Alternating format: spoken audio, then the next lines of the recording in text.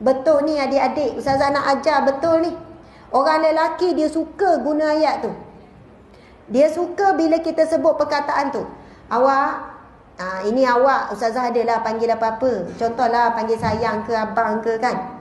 A'udzu billahi minasyaitonir rajim.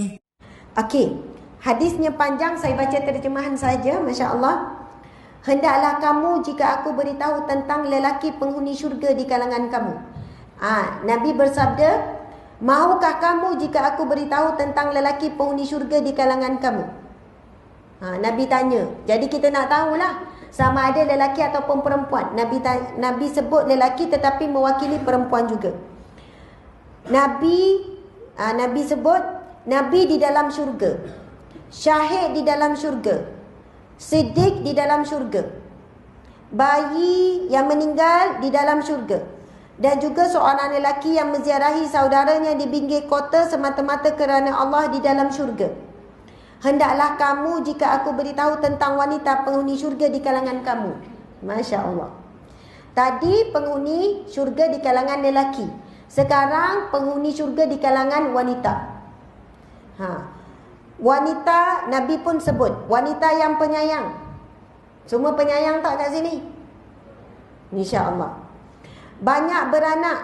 Banyak anak tak? Insya Allah. Subhanallah. Setakat ni Ustazah ada 7 orang anak. Alhamdulillah. Yang sulung ikatan satu, yang kecil dalam 3 bulan. 4 perempuan, 3 lelaki. Okey, ini disebutkan ni sebab bila banyak anak perlu banyak sabar, perlu banyak usaha, perlu banyak redha. Okey. Dan sering kembali jika ia berbuat salah, dia akan berkata kepada suaminya, ini tanganku di dalam tanganmu, aku tidak akan dapat melelapkan mataku kecuali jika kamu redha. Okey, dengar tak? Faham tak? Oh, faham tu bila sebut bab isteri tu ya. Hadis riwayat Tabrani dalam Mu'jam Al-Kabir. Hadis ini hadis hasan sahih Al-Jami'. Hadis yang hasan dan sahih. Saya nak ulang lagi sekali. Sebab dah pukul 11 malam ni kan. Bukan tuan-tuan puan-puan je mengantuk. Saya pun dah mula rasa nak tidur ni. Tapi kalau penceramah tidur memang pelik lah. Okey. Sekali lagi Nabi kata, maukah kamu aku beritahu tentang lelaki penghuni syurga di kalangan kamu? Nabi pun sebut, Nabi kata, Nabi di dalam syurga, orang yang syahid di dalam syurga, orang yang siddiq, orang yang sentiasa berkata benar, melakukan kebenaran di dalam syurga, bayi di dalam syurga, dan juga seorang lelaki yang ziarah saudaranya di pinggir kota semata-mata kerana Allah di dalam syurga.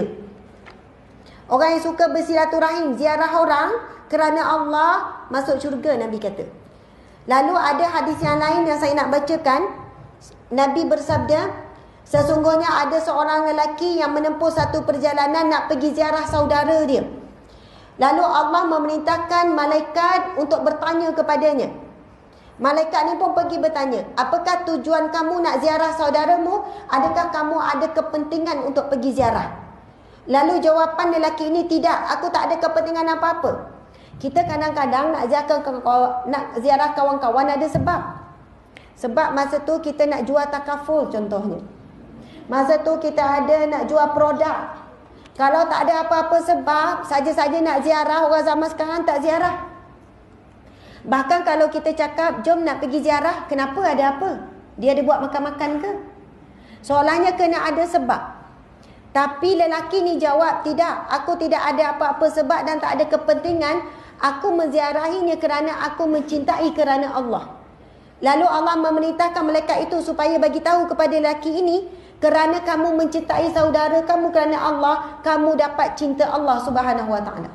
Allahu akbar. Ini yang disebut golongan yang saling kasih mengasihi, sayang menyayang, cinta mencintai kerana Allah Subhanahu wa taala. Okey. Seterusnya, hendaklah kamu jika aku, maukah kamu jika aku beritahu tentang wanita penghuni syurga di kalangan kamu? Iaitu Nabi kata wanita yang penyayang, yang kedua wanita yang beranak banyak, dan yang ketiga iaitu wanita yang akan kembali kepada suaminya bila dia buat salah. Bila buat salah dia pergi jumpa suami dia, Lalu dia berkata, ini tanganku di dalam tanganmu. Maksudnya aku ini di dalam jagaanmu. Aku tidak akan dapat lelapkan mataku kecuali jika kamu redha. Subhanallah. Iaitu isteri yang solehah. Masya Allah. Isteri yang baik kalau dibuat salah dengan suami, dia tak boleh tidur selagi suami tak cakap aku redha. Suami tak cakap aku minta maaf. Jadi insya-Allah para lelaki sekalian, kalian ada ciri-ciri suami yang soleh yang disebutkan tadi, dan wanita di sini ada ciri-ciri isteri yang solehah. Esok kalau buat salah, jangan tidur selagi mana tak settle. Tak kiralah siapa buat salah, tapi minta maaf saja dengan suami. Bang, saya minta maaf bang, kalau itu tak ikhlas. Bang, saya minta maaf atas kesilapan saya. Awak redha tak dengan saya? Betul ni adik-adik, Ustazah nak ajar betul ni. Orang lelaki dia suka guna ayat tu. Dia suka bila kita sebut perkataan tu. Awak, ini awak, Ustazah adalah panggil apa-apa. Contohlah panggil sayang ke abang ke kan. Contohlah panggil abang, contoh kan. Takkan nak panggil adik pula kan. Sayang ke apa-apalah. Sayang, abang, saya minta awak redha dengan saya. Awak redha tak dengan saya? Lagi dia tak cakap, lagi tu minta, awak redha tak dengan saya? Dia pun cakap ngantuk redha. Betul ni? Lepas tu cakap, saya minta maaf dengan awak sebelum tidur, salah, minta maaf, saya minta awak redha dengan saya. Lepas tu dia cakap, ya, skrip sama je, seperti semalam. Dia cakap, saya maaf, saya redha. Subhanallah. Kenapa ya? Saya nak bagi tahu esok awak kena ingat ni, bila awak dah nikah esok ingat ni. Kita tak mampu nak jadi isteri yang terbaik. Kita tak mampu nak jadi isteri yang sempurna. Kita tak mampu nak taat. Kita nak jaga hati dia. Kita nak buat sama juga lelaki ya. Tak mampu nak jadi suami yang terbaik. Tapi kita boleh jadi isteri yang baik bila kita boleh minta maaf. Kita boleh minta redha. Lalu suami kita kata, ya saya maaf, ya saya redha. Walaupun tak ada berlaku apa-apa pun hari itu. Saat itu kita jadi isteri yang terbaik. Sebab apa? Apabila seorang wanita dapat redha suaminya, maka syurgalah baginya. Kalau nak bagi syarat jadi isteri yang sempurna baru dapat redha suami, berat. Kita isteri yang lemah, kadang-kadang menyakiti hati suami dengan lidah kita. Kadang-kadang kita tak boleh nak layan dia dengan sempurna sebab kita ni tak puas hati, ada bengkak dalam hati. Kita pun muka masam, tak senyum. Betul? Sebab kita manusia biasa, kita mesti buat salah. Tetapi bagaimana nak jadi isteri yang terbaik bila kita dapat redha? Paling mudah sebelum tidur minta maaf, minta redha.